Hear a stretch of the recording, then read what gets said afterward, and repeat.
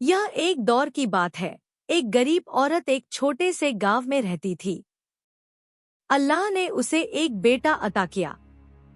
जब बच्चा पैदा हुआ तो गांव के पंडितों और ज्योतिषियों ने हैरत से कहा, यह लड़का बहुत नसीब वाला है। 16 साल का होते ही बादशाह बनेगा। यह खबर आहिस्ता आहिस्ता पूरे इलाके में फैल गई, यहाँ तक कि बादशाह के कानों तक जा पहुंची।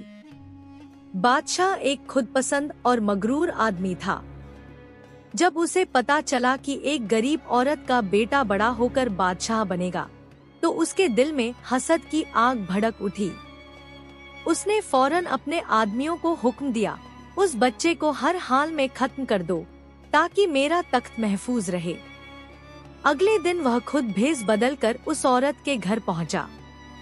नरमी से बोला, तुम्हारा बेटा बहुत प्यारा है, मुझे दे दो, मैं उसे अपने बेटे की तरह पालूंगा। पहले तो माँ न मानी, मगर बादशाह की धमकियों से डरकर आखिरकार राजी हो गई। बादशाह ने बच्चे को लिया और चुपके से जंगल की तरफ निकल गया। वहाँ उसने एक लकड़ी का बक्सा लिया, उसमें बच्चे को बंद किया और दरिया में बहा दिया।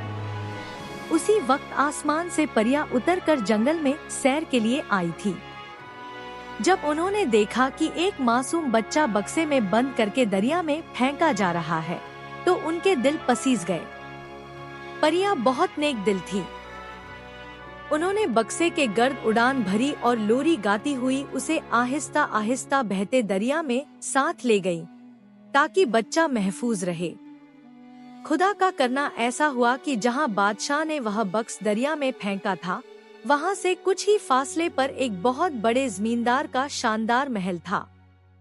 उस जमींदार की दौलत बेशुमार थी, मगर औलाद की नेमत से महरूम था। उसी दिन जमींदार की बीवी दरिया के किनारे नहाने आई। अचानक उसकी नजर एक बक्से पर पड़ी जो लहरों के साथ बहता चला आ रहा था। तजस्सुस से उसने अपने नौकर को इशारा किया, जाओ देखो यह क्या चीज है। नौकर ने बक्स को किनारे पर लाया और जब उसे खोला गया तो अंदर एक निहायत हसीन और मासूम बच्चा सो रहा था। जमींदार की बीवी की आंखों में खुशी के आंसू आ गए। उसने बच्चे को गोद में लिया, सीने से लगाया और बोसे देते हुए बोली, यह बच्चा खुदा की तरफ से हमारे लिए इनाम है, मैं इसे अपना बेटा बनाकर पालूंगी। जब वह घर पहुंची तो अपने शौहर को खुशी खुशी सारी बात सुनाई। जमींदार भी खुशी से निहाल हो गया, कहने लगा, आखिर खुदा ने हमारी दुआएं सुन ली। यूं वह बच्चा जमींदार के घर पलने लगा। दिन, महीने और साल गुजरते गए और देखते ही देखते 16 साल बीत गए। लड़का जवान होकर निहायत हसीन, ज़हीन और नेक दिल बन गया। जमींदार और उसकी बीवी उसे देखते तो दिल ही दिल में खुदा का शुक्र अदा करते कि उनके आंगन में ऐसा नूरानी बच्चा आया। एक दिन जब सूरज चमक रहा था और हवा में बहार की खुशबू घुली हुई थी, बादशाह शिकार खेलने के लिए निकला। घोड़े पर सवार होकर वह जंगलों, खेतों और दरिया किनारों से गुजरता गया, यहाँ तक कि अपनी फौज और साथियों से बहुत दूर निकल आया। रात का अंधेरा छा चुका था। आसमान पर सितारे चमक रहे थे, हवा में ठंडक और खामोशी फैली हुई थी। बादशाह सारा दिन शिकार खेलते खेलते इतना दूर निकल आया था कि रास्ता भटक गया। उसने सिपाहियों को हुक्म दिया, जाओ देखो आसपास कहीं ठहरने की जगह मिल सकती है या नहीं। कुछ देर बाद सिपाही वापस आए और अर्ज किया, हुजूर, यहाँ से कुछ फासले पर दरिया के किनारे एक बड़े जमींदार का मकान है, वहाँ आप आराम कर सकते हैं। बादशाह सिपाहियों के साथ जमींदार के घर पहुंचा। जमींदार ने फौरन बादशाह को पहचान लिया और बड़े एहतराम से इस्तकबाल किया। खुशबूदार खाने, नरम बिस्तर और खिदमत में कोई कमी न छोड़ी। जब बादशाह खा पी कर आराम से बैठा तो मुस्कुरा कर बोला, जमींदार, तुम्हारा घर तो बहुत शानदार है, बताओ तुम्हारा कोई बेटा भी है? जमींदार ने करीब खड़े एक हसीन नौजवान की तरफ इशारा करते हुए कहा, जहां पनाह, मेरा अपना बेटा तो नहीं, मगर खुदा ने अपनी रहमत से यह नेमत दी है। बस यही मेरा बेटा है, मेरी आंखों का तारा। बादशाह ने हैरत से पूछा, यह लड़का तुम्हें मिला कहां से? जमींदार ने हंसते हुए जवाब दिया, यह बात आज से 16 बरस पुरानी है। मेरी बीवी दरिया पर नहाने गई थी कि अचानक उसने एक बक्स को पानी में बहता देखा। तजस्सुस से आदमी भेजकर बक्स निकलवाया। जब उसे खोला तो अंदर यह खूबसूरत बच्चा सो रहा था। हमने उसे खुदा का इनाम समझकर अपना बेटा बना लिया। देखते ही देखते 16 बरस गुजर गए और अब यही हमारा सहारा है। जमींदार की बात सुनते ही बादशाह के चेहरे का रंग उड़ गया। उसके दिल में एक जोरदार धड़कन उठी। वह दिल ही दिल में सोचने लगा, या खुदाया, यह तो वही बच्चा है जिसे मैंने 16 साल पहले दरिया में बहा दिया था। बादशाह के चेहरे पर हैरत, खौफ और पशेमानी के मिले जुले आसार थे।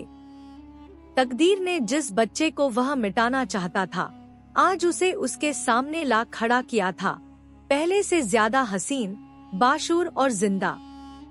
बादशाह लड़के की जान लेने के लिए नई तरकीबें सोचने लगा। आखिरकार एक चाल उसे याद आई। बादशाह ने जमींदार से कहा, क्या तुम्हारा लड़का मेरा एक काम कर देगा?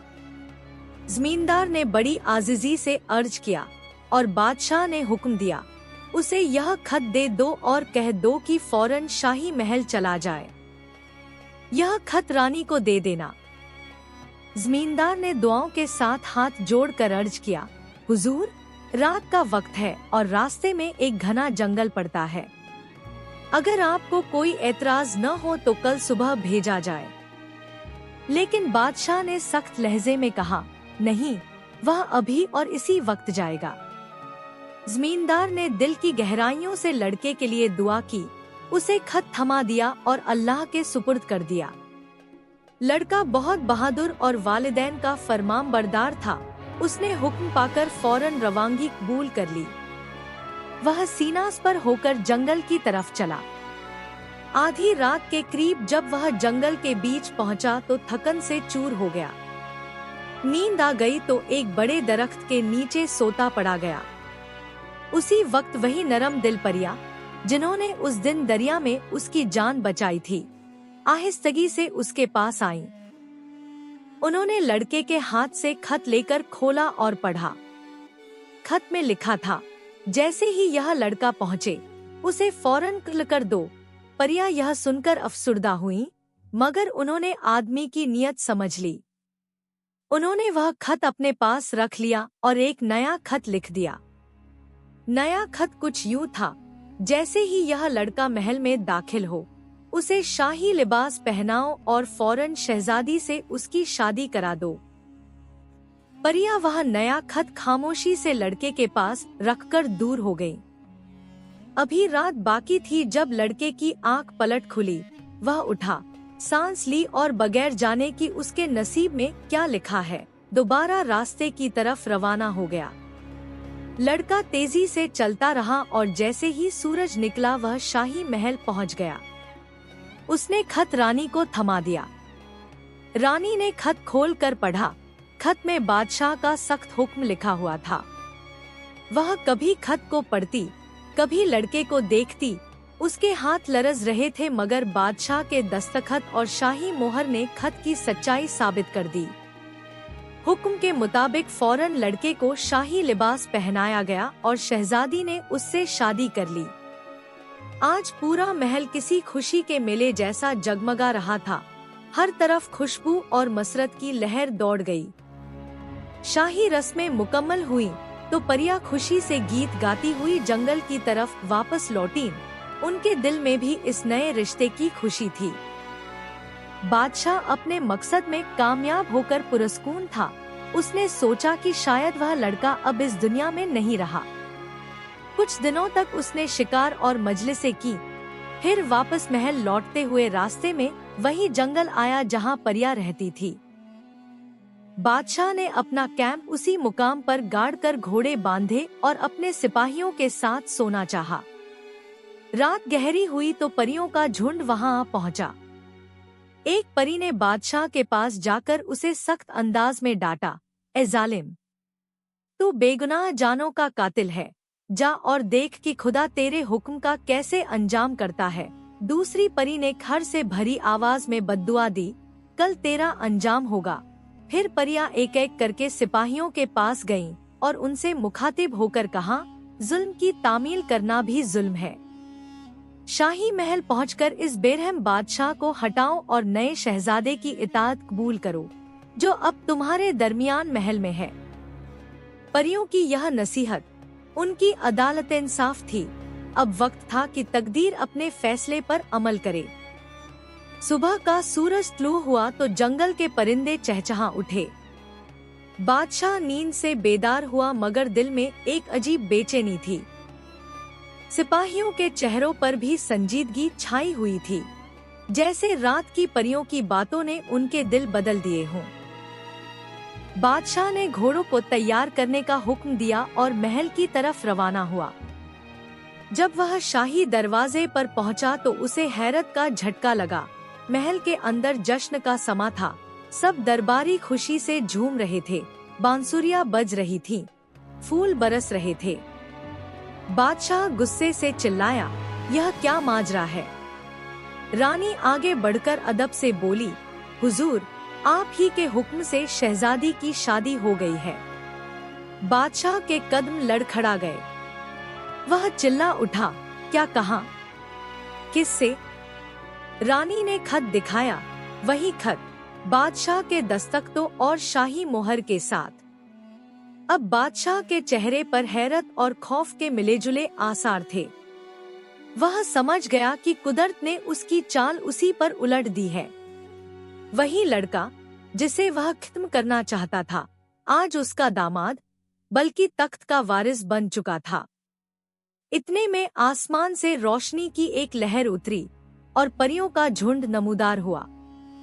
उनकी आवाज गूंज उठी, जालिम बादशाह, खुदा के फैसले से कोई नहीं बच सकता।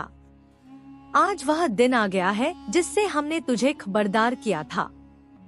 परियों की बद्दुआ पूरी हुई। बादशाह का दिल बंद हो गया। वह वहीं गिरकर मर गया।